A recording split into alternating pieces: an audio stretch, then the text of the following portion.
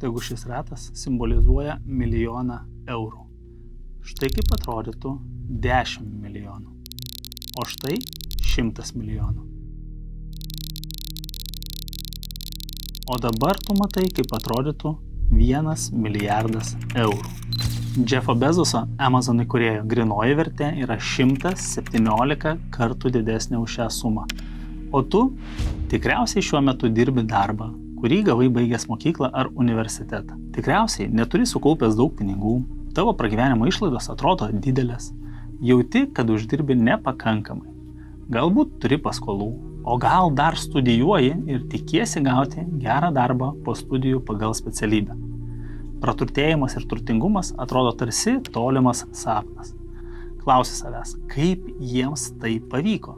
Visiems tiems milijonieriams, milijardieriams, ypač tiems, kurie turtingi tapo jauni, tai tau kelia nuostabą. Gal jiems pasisekė, ar tiesiog jie gimė turtingoje šeimoje. Gal jie apgaulę įgijo turtą ir jis nesuteikė jiems jokios laimės.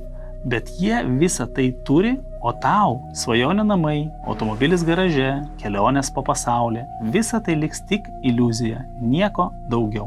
Ir tu nusprendė, kad šiame žaidime neturi šansų, kad jis skirtas jiems, o ne tau. Ir tu esi pralaimėjusių pusėje. O jeigu pasakyčiau, kad klysti, jei yra kelias ten patekti, sprendimas, kaip tapti turtingu, mokslas paaiškinantis pinigų judėjimą. Kas jeigu nereikėtų atsisakyti savo svajonių, įsigyti būstą ar pakeliauti po pasaulį, parodysiu, kokia yra kita medalio pusė, kurios tau niekas dar nerodė. Tačiau įspėju, kad kelias bus nelengvas, kupinas sunkumų ir iššūkių. Teks iš naujo pergalvoti kai kurias mokyklos ir visuomenės įkaltas tiesas. Ir tiesą pasakius, daugelis jūsų iki to kelio pabaigos nenukeliaus. Tačiau tų, kuriems tai pavyks, kelio gale laukia turtai didesni, negu gali įsivaizduoti. Kelio gale laukia laisvė niekada nepristigti pinigų.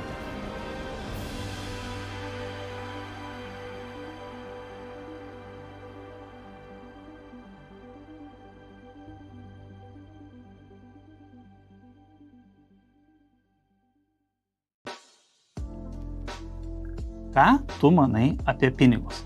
Ar tai kažkas, už ką reikia dirbti? Ar jie yra uždirbami, ar jie yra paveldimi? Ar jie yra visų blogybių šaknis? Ar tu turi troškimą jų turėti daugiau, o gal visą gyvenimą bėgi paskui juos? Na, daugelį tavo įsitikinimų apie pinigus formavo tavo auklėjimas ir aplinka. Jeigu augai šeimoje, kurioje pinigų trūko, būsi labiau linkęs manyti, kad ir pats neturėsi daug pinigų. Arba atvirkščiai, pasirinksi priešingą kelią. Uždirbti kuo daugiau pinigų, kad niekada neatsidurtum tokioje situacijoje. Tai, kad mokykloje apie pinigus mūsų nemokė, taip pat nepadeda. Dėl to daugelis iš mūsų turi klaidingus įsitikinimus apie pinigus, kurie nepadeda šioje kelionėje. Todėl mums reikia pakeisti mąstymą apie pinigus, kuriuo vadovavomės visą gyvenimą. Holivudas visada mėgo vaizduoti turtingus kaip piktus, arogantiškus ar sukčius. Klausimas, ar tu patikėjai šituo stereotipu? Ultra Wealth Report paskelbė ataskaitą, kurioje teigiama, kad iš super turtingųjų, kurių grynoji vertė siekia 30 milijonų ar daugiau dolerių, net 68% tos milijonus uždirbo patys. Na, visi kiti tyrimai tai patvirtina. Warrenas Buffettas, Billas Gatesas, Jeffas Bezosas, Elonas Muskas. Visi jie turtus užsidirbo patys. Kągi žino jie, ko nežinai tu? Tiesa ta, kad tavo įsitikinimai yra klaidingi. Štai ką tau piršo visą gyvenimą. Pinigai lygų iš darbo uždirbamas atlyginimas. Ir taip darbas tampa vieninteliu tavo tikslu. O kas čia blogo, paklausi? Na, jeigu nori uždirbti pinigų daug ir greitai, tai samdomo darbo modelis tau niekada to nesuteiks. Visi mes turime brangų išteklių. Svarbiausiai išteklių iš visų. O kai jis baigėsi, jo nebeatgausi. Ir tas išteklis vadinasi laikas. Įprastame darbe pinigų suma, kurią tu uždirbi, priklauso nuo laiko kiekio, kurį dirbai. Jeigu uždirbi 1600 eurų per mėnesį, kas yra 10 eurų per valandą, ir dirbi 40 valandų per savaitę, tai kad uždirbtum 1 milijoną eurų, tau reikės dirbti 52 metus. Žinoma, jeigu nieko nevalgysi ir neturėsi kitų išlaidų. O dar ir infliacija sumažins 100 milijono eurų vertę. Kaip matai, vien iš atlyginimo praturtėti yra labai sunku ir užtrunka dešimtmečius. Tačiau yra būdas, kaip padėti savo pinigams augti gerokai greičiau. Investuodamas tu pasinaudosi sudėtinių palūkanų efektų ir kapitalą sukaupsi daug greičiau. Realybė tokia, kad jeigu uždirbi 10 eurų per valandą, turtingu tapsi tik gilioje senatvėje, jei gyvensi kukliai. O didžioji dalis to brangaus ištekliaus, vadinamo laiku, tau jau bus praėjusi. Taigi vėl kyla klausimas, kaip tada tie milijonieriai ir milijardieriai praturtėjo būdami jauni? Kuo jie skiriasi nuo tavęs? Ir tiesa tokia, kad jie pinigus supranta kitaip negu tu. Dabar labai įdėmiai klausykis. Nustok bėgęs paskui pinigus. Kapitalistinė visuomenė žaidimo taisyklės tokios. Rinka tau moka tiek, kiek vertės tu sukuri. O rinka tai tu, tavo draugai, šeima, kaimynai, tavo šalis. Žmonės skundžiasi, kad futbolininkai gauna kosminius atlyginimus. Bet tam, kad jiems būtų mokamas milijoninės sumos, pirmiausia turi egzistuoti futbolo pramonės rinka. Žmonės turi matyti futbolo vertę, kad norėtų išleisti pinigus rungtynėms ir suvenyrams. O jei futbolo paklausa yra didelė, tai kas manai nutinka su geriausiais žaidėjais? Jiem mokama daug. Čia nesvarbu, kaip sunkiai dirbi tu. Valytojui, kuris vargsta ir aria kiekvieną dieną, mokama gerokai mažiau negu direktoriui sėdinčiam prie stalo. Kodėl? Nes rinka vertina valytoją kaip pakeičiamą bet kuo. Jo darbą išmokti nėra sudėtinga, todėl rinka jam nemokės daugiau nei direktoriui, kuris daug metų mokėsi ir dabar vadovauja verslui, kuris akcininkams uždirba tūkstančius ar milijonus. Bet ar po šio pavyzdžio tau tapo aiškiau, kad samdomas darbas nėra tinkamas būdas, norint susikrauti didžiulį turtą per trumpą laiką? Tai kaip galime padidinti mūsų pačių kuriamą vertę? Ką daro Elonas Muskas ar Jeffas Bezosas, kad jų vertė tokia didelė? Čia ir prieiname prie pirmo žingsnio. Jeigu nori turėti pinigų, išmok spręsti kitų problemas. Geriau pasigilinus tampa aišku, kad visi pinigai kyla iš paprastos prielaidos. Jeigu tai sprendžia problemą, tam bus skirti pinigai. Jei tai milijono eurų problema, tai sprendimas tau atneš milijoną. Jei tai milijardo eurų problema, tai sprendimas tau suteiks milijardus. Pagalvok apie visas problemas, kurias išsprendžia Amazon. Apsaugo nuo vargo eiti į parduotuvę, laukti pristatymo savaitės, sumažina kainą ir taip toliau. Be to, prisimink visas įmonės, kurias įsigijo Amazon ir problemas, kurias jos išsprendžia. Jeffas Bezosas išsprendė milijardo dolerių problemą ir už tai buvo atitinkamai atlygintas. Jeigu bėgai paskui pinigus, tai darei viską neteisingai. Gali pasirodyti paradoksalu, bet jeigu nori pinigų, turėtume ieškoti ne pinigų, o problemų. Ir svarbiausia, jų sprendimų. Kai juos rasi, sukurk verslą. Pala. Ar tai reiškia, kad turiu sukurti kitą Amazon, kad tapčiau turtingu?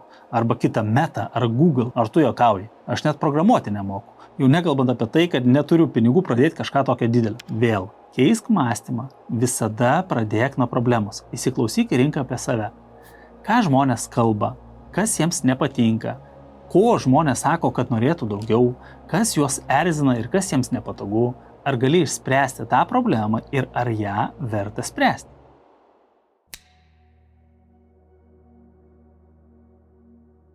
Paskutinis žingsnis – daugink problemos sprendimą. Tavo sprendimas turi paveikti daugybę žmonių. Atidaryti restoraną tai yra nedauginamas sprendimas, nes esi apribotas vietovės ir žmonių srautų, bet frančizė jau dauginamas.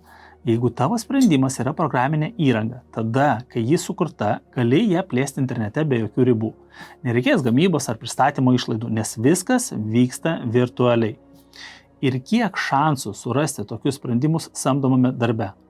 Įtariu, kad nedaug. Bet gal tavo sprendimui generuoti pinigus reikės laiko. Tarkim, esi jogos mokytojas. Imi 50 eurų už valandą. Sveikinu, susikūrei dar vieną darbą, tik jis vadinasi amatu. Pamokas, kurias galėtum pravesti per dieną, gali suskaičiuoti ant pirštų. Taigi tavo pajamos yra ribojamos laiko. Tačiau jeigu sukurtum jogos video pamokas, kurios galėtų būti pasiekiamos kiaurą parą, tai tom pamokom sukurti skirtum tik tai vieną kartą. Štai dabar tai jau yra dauginama, nes pamokos būtų pasiekiamos visiems, visą parą ir visur. Išplėsti savo sprendimą labai svarbu, todėl visada mąstyk plačiau. Automatizavimas taip pat atlieka svarbu vaidmenį. Sistemos ir procesai leis tavo verslui veikti sklandžiai, jeigu bus tinkamai įdiegti. Jei yra kažkas tavo versle, ką gali perduoti subrangovui ar samdyti darbuotoją tam darbui atlikti, jei tai finansiškai apsimoka, turi tai padaryti. Pačiam užsikrauti viską ant savo pečių yra blogai. Kad ir kokios geros nuomonės būtum apie save, visada atsiras kas nors, kas tą darbą atliks geriau nei tu. Bet kai tik rasi sprendimą, tavo darbas yra užtikrinti, kad jis pasiektų rinką. Taigi dabar, kai turi pelningą verslą, su tinkamomis sistemomis ir procesais, laikas nušluoti laurus.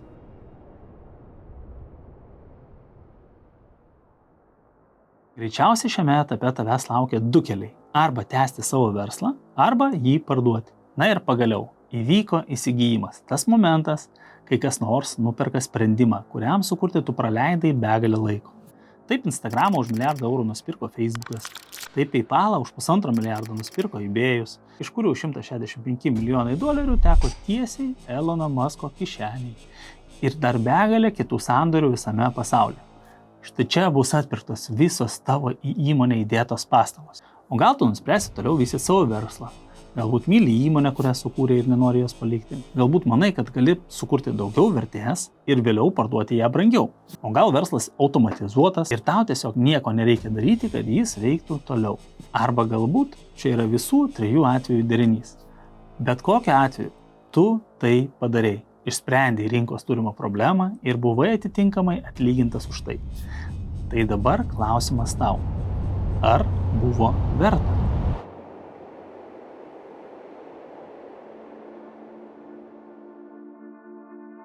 Daugelį iš jūsų ši kelionė niekada nebuvo dėl pinigų. Pinigai yra tik popieriaus skiautė, skaičius ekrane. Jo vertę palaiko tik mūsų įsitikinimai jo verte. Nuo pat pradžių tai nebuvo dėl pinigų. Padengti paskolą už namus, nusipirkti svajonę automobilį, keliauti po pasaulį, niekada nesirūpinti finansinę būklę. Tai laisvė, kurios ieškojai. Tavo kelionės tikslas buvo susijęs ne su pinigais, o su jausmu. Ta būsena, kad gali daryti, ką nori, kada nori, negalvojant, ar gali sau tai leisti. Nesijaudinant, ar neišnaudojai visų savo atostogų dienų, kaip sumokėsi už nuomą ar būsto paskolą, ar galėsi pragyventi iš pensijos, kokių svajonių teks atsisakyti, nes nepakanka pinigų joms įgyvendinti. Svarbiausia šio video pamoka yra ne apie pinigus, o apie vienintelį brangų išteklių, kurį visi turime. Vienintelį išteklių, kurio niekada negalėsime atgauti.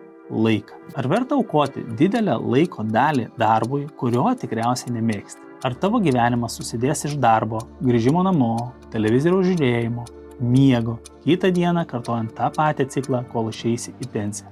Kiek dar savo gyvenimo valandų leisi sudegti dėl šios rutinos? O gal tau tokia realybė tinka? Galbūt kol kas neturi kito pasirinkimo, kaip tik eiti šiuo keliu.